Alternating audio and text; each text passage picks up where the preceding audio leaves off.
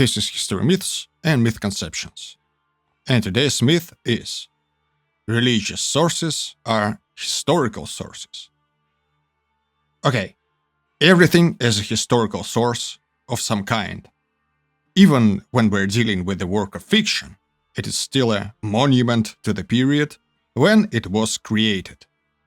As many of you know, George Orwell's 1984 was written in 1948, and it tells you a couple of things about 1948, even if the events of this novel never actually happened in real life. But what we're talking about right now is a terrible misconception that religious texts, church chronicles, panegyrics, etc., are somehow in the same league as, say, historical chronicles or historical documents.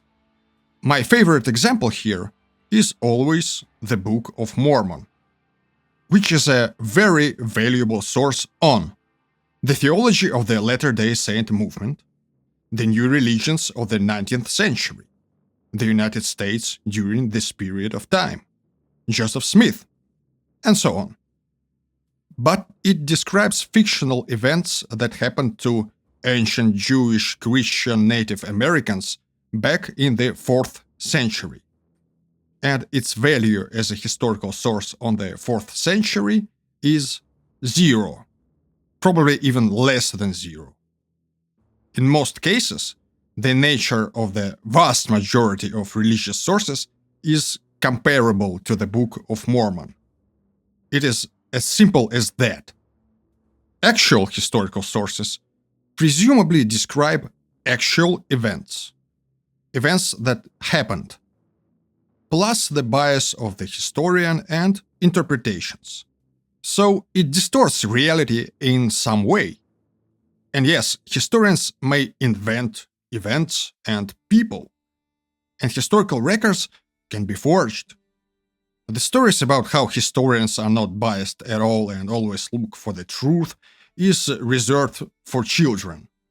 Professional historians are often employed by governments and organizations of all sorts, and sometimes it means that they work in the field of PR and propaganda. Just to be clear, we're mostly talking about written sources right now, not the pieces of pottery. So the difference between the actual historical source and religious source is that the historical source presumably and theoretically describes events that took place at some point in time. Religious source is fiction.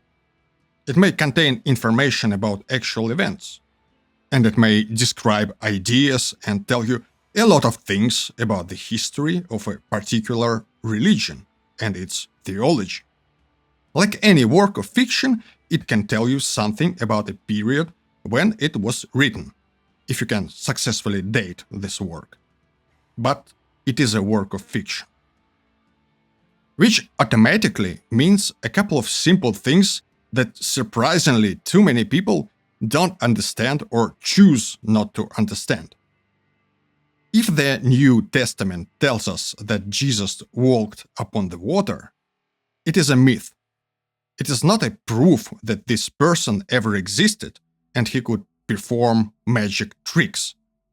It is also not a proof that this fictional character is based on a real-life prototype. Just like Star Wars films are not a proof that there was a real-life prototype of Luke Skywalker.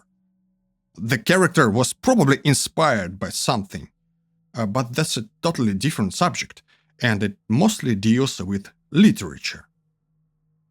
If you need proof of something, you need evidence. Historical records, archaeology, anything. A made-up story is not sufficient. How different are the church histories, panegyrics, and comparable works from straight-up mythological stories? They are not different at all. It is more or less the same thing. It is a religious text. It tells you myths, it tells legends and origin stories. You must study it for information and references, but it is not a historical record per se. So if Eusebius tells you that Diocletian persecuted Christians in the late 3rd century, it is not a proof that Diocletian persecuted Christians. It is not a proof that there were Christians in the 3rd century. And it is not a proof that Diocletian ever existed at all. Because Eusebius is not that different from the Bible. If we want to verify this story, once again, we need evidence. And indeed, we find some evidence, and we are pretty sure that Diocletian actually existed. So yes, technically, this story is not 100% made up. There was an emperor who reigned as Gaius Aurelius Valerius Diocletianus. Now we need to try and verify the rest of the information and separate fiction and propaganda from facts. And it might be a very difficult task, impossible even.